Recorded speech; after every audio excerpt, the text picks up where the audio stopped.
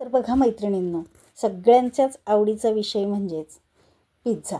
तर पिझ्झा हा सगळ्यांनाच आवडतो. अगदी लहानांपासून मोठ्यांपर्यंत पिझ्झा म्हटलं की फार आवडीचा विषय.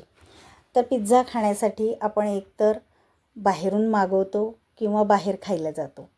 पण बाहेर जसा मार्केटमध्ये हा पिझ्झा मिळतो त्याच चवीचा आपण घरीसुद्धा बनवू शकतो का?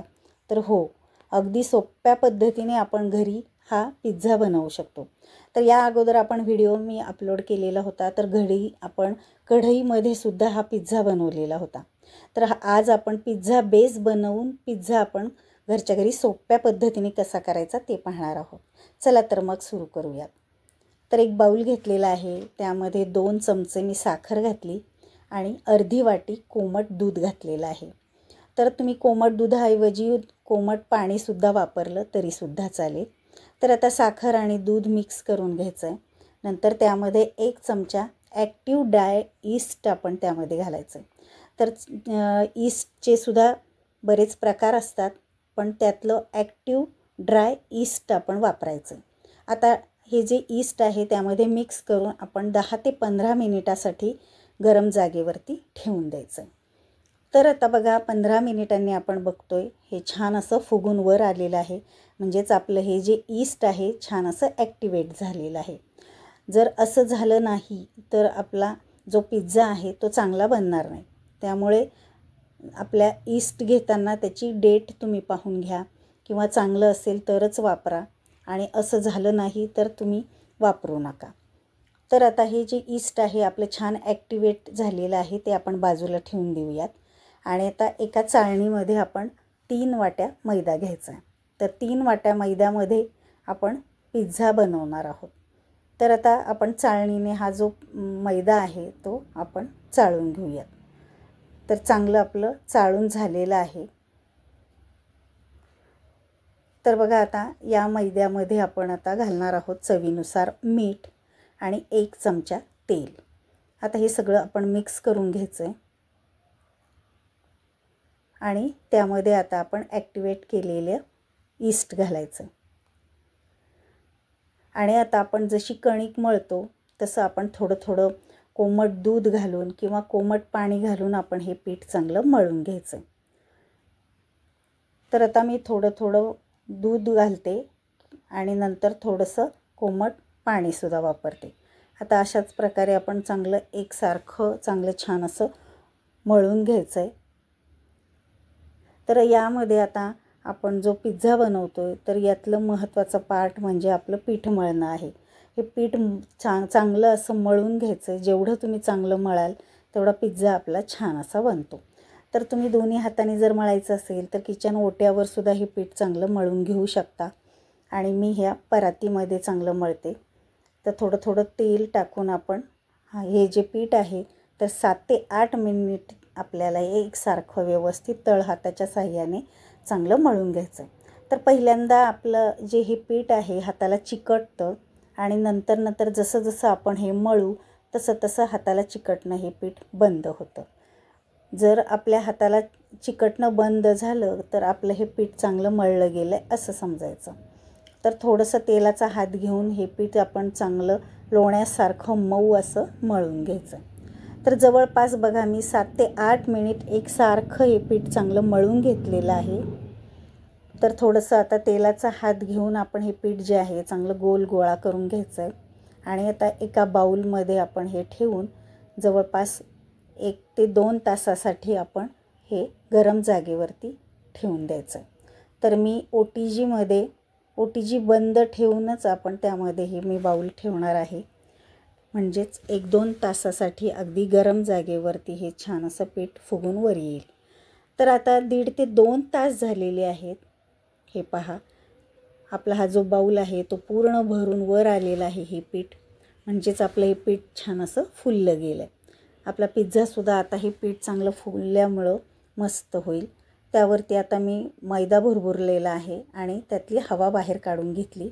आणि आता याचा गोळा करून आपण हे पीठ बाहेर काढून घ्यायचं. तर आता हे हलक्या हाताने थोडंसं मळून घेते.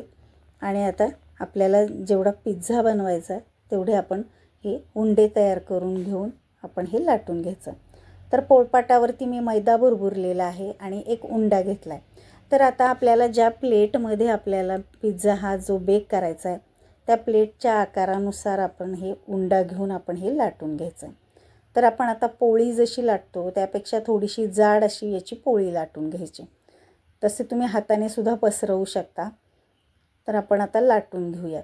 तर अगदी हलक्या हाताने जाडसर पोळी लाटून घ्यायची. तर बघा आता ही पोळी आपली ही लाटून तयार झाली. आता ज्या प्लेटमध्ये आपल्याला बेक करायची त्याला मी तेल लावून घेतलेलं आहे आणि आता हा जो पिझ्झा आपण लाटलेला आहे त्याला आपण काटेरी चमच्याने होल पाडून घ्यायचा, म्हणजेच हा जो पिझ्झा आहे तो फुगत नाही. आता याला होल पाडल्यानंतर आपण हा जो पिझ्झा आहे आता एका त्या प्लेटमध्ये आपण काढून घेऊयात आणि आता त्यावरती आपण टाकणार आहोत मेयोनीज, टोमॅटो सॉस आणि पिझ्झा सॉस. आता हे तिन्ही चांगलं त्याला व्यवस्थित असं पसरवून घ्यायचं आहे.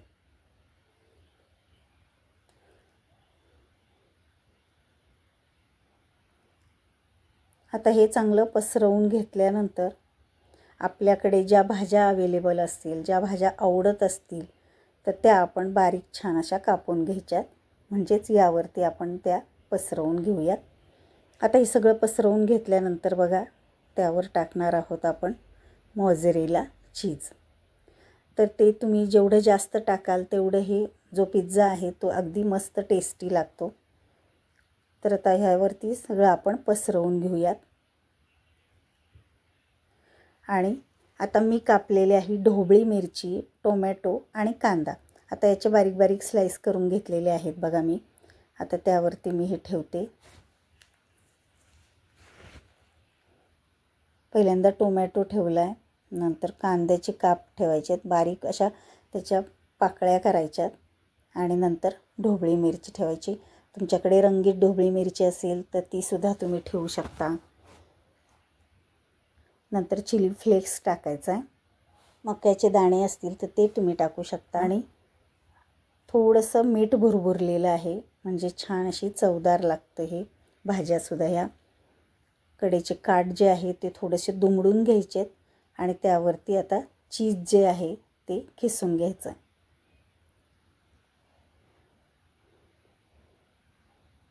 तर आता हे सगळं व्यवस्थित आपण त्यावरती हे सगळं टाकून झाल्यानंतर मी जे ओटी जे आहे 170 डिग्री सेल्सिअसवर मी 15 मिनिटासाठी फ्री हीट करून घेतलेलं होतं आणि नंतर आपला हा जो पिझ्झा आहे तो बेक करायला मी ठेवलेला आहे. तर 30 ते 35 मिनिट आपण हा बेक करणार आहोत. तर बघा जवळपास 30 मिनिट झालेली आहेत. तर आपला पिझ्झा छान असा बेक झालेला आहे. तर बघा तुम्ही रंग छान असा बदललेला आहे, मस्त असा हा पिझ्झा दिसतोय. आता दुसरासुद्धा मी पिझ्झा त्यामध्ये बेक करायला ठेवला आहे. आता हा आपण प्लेटपासून बाजूला करून घेऊयात. तर सहज हा बाजूला निघतोय, हे पहा. तर अगदी झालाय की नाही, आपण मार्केटमधून जसा मागवतो पिझ्झा तसाच घरच्या घरी गरमागरम आपण हा पिझ्झा करून मुलांना खाऊ घालू शकतो. आता याचे आपण 4 काप करूयात. तर तुमच्याकडे पिझ्झा कटर असेल त्याने तुम्ही कट करू शकता किंवा चाकूच्या साहाय्याने सुद्धा तुम्ही कट करू शकता. तर आपण आता ही 4 भाग केलेले आहेत. तर बघा मस्त असा मऊ लुसलुशीत असा हा छान आपला पिझ्झा तयार झालेला आहे. अगदी घरच्या घरी मार्केटसारखा आपण पिझ्झा घरीच तयार केला आहे. आपण घरातल्यांना जर खाऊ घातला तर त्याचाही आनंद आपल्याला भरपूर छान होतो. तर बघा दुसरासुद्धा आपला हा बेक झाला आहे.